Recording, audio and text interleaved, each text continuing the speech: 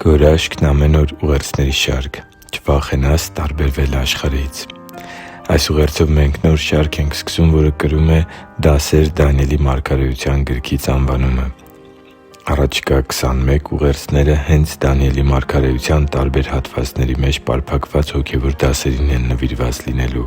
Հուսով եմ միասին կվայելենք Աստվածաշնչի այս հրաշալի գրքի յուրահատուկ ուղերձները և կամրանանք Տեր Հիսուսի հետ մեր հավատքի ընթացքի մեջ։ Սիրելի՛ բարեկամ, առաջին պատմությունը, որին ուզում եմ անդրադառնալ Դանիելի մարգարեության գրքից, պատանի Դանիելի և նրա 3 ընկերների քաջության և Աստծուն նվիրվածության հերոսական պատմությունն է, որը մեզ սովորեցնում է երբե՛ք չվախենալ աշխարհից տարբերվելուց։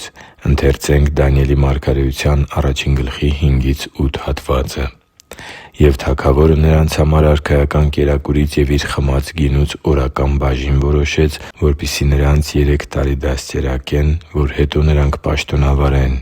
Նրանց մեջ էին Հուդայի որդիներից Դանիելը, Անանիան, Միսաելը և Ազարիան։ Եվ ներքինապետը նրանց անուններ դրեց. Դանիելին Բաղդասասար, Անանիային Սեդրակ, Միսաելին Միսաք, Ազարիային Աբեդնագով։ Դանիելն իր սրտում որոշեց, որ իրեն չպղծի թագավորի կերակուրով և նրա խմած գինով, և ներքինապետին խնդրեց, որ թույլ տա դրանցով իրեն չպղծի։ Դանիելն ու նրա ընկերները գերիներ էին Բաբելոնում։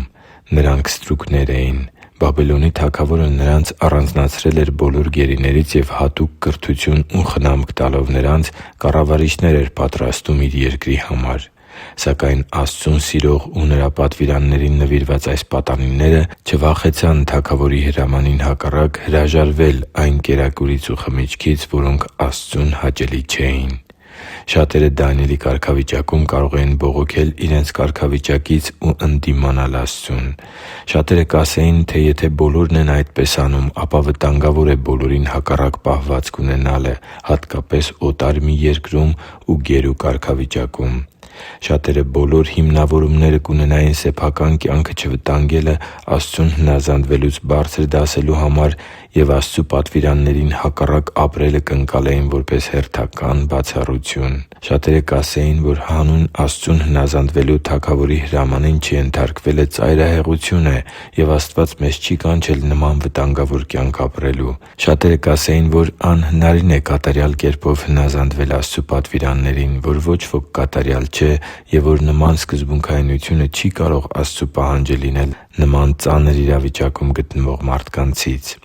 Աստծու համար թանկ ու սիրելի՛ զավակ, սակայն Դանիելն իր սրտում որոշեց, որ իրեն չպղծի թագավորի կերակուրով և նրա խմած գինով։ Նա չվախեցավ սրբության կյանքով ապրելու որոշում կայացնելուց անգամ ամենաուժգին ճնշումների առկայության պարագայում։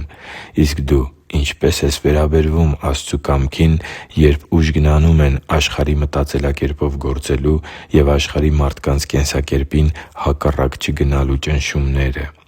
Հռոմեացիս 12:2 խոսքում կարդում ենք. «Եվ մի՛ կերպարանվեք այս աշխարհի կերպարանքով, այլ վերափոխվեք ձեր մտքի նորոգությամբ, որպեսզի դուք քննեք Աստծու կամքը, թե ո՛րն է բարին, հաճելին և կատարյալը»։ Աստծու կամքին հնազանդությունը ամենաապահով որոշումն է։ Աստծու կամքը ճանաչելու համար նախ մենք պետք է նորոգենք մեր միտքը։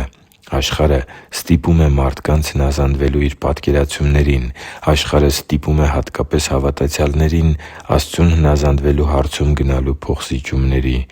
Աշխարհի մարդիկ ամեն բան անում են, որպեսզի Քրիստոսի հավատարիմ աշակերտները թողնեն սրբության ուղին ու հարմարվեն համընդհանուր հոսքին։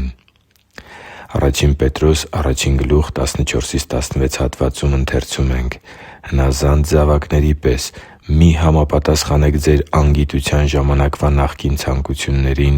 այլ ձեզ կանչող Սուրբի պես դուք էլ ամբողջ վարքով սուրբ եղեք, քանի որ գրված է. «Սուրբ եղեք, որովհետև Ես սուրբ եմ»։ Երբ ուժգնանում են ճնշումները, սրբության կյանքով ապրելու որոշումը ամենաապահով տարբերակն է։ Երբե՛ք չվախենաս աշխարհից տարբերվելուց։ Տեր Աստծու հանդեպ սիրուց կերտված համոզմունքը քաջության դրսևորումներ է ունենում, երբ բախվում ես Աստծուն հակառակ գնալու ուժգին ճնշումների։ Թող մեր աղոթքն առ Աստված այսօր լինի Դանիելի նմանությամբ սրբության կյանքով ապրելու ամուր համոզմունք ունենալը և անկախ Աստծուն հնազանդվելու վտանգներից այս աշխարհի փոխզիջումներով մեր անձերը չպղծելու որոշման մեջ հաստատակամ ընթացք ունենալը։ Հիշի՛ր, որ դու Աստծո հրաշքն ես, և Աստված սիրում է քեզ։ Շնորհակալ եմ, որ դու կա՛ս։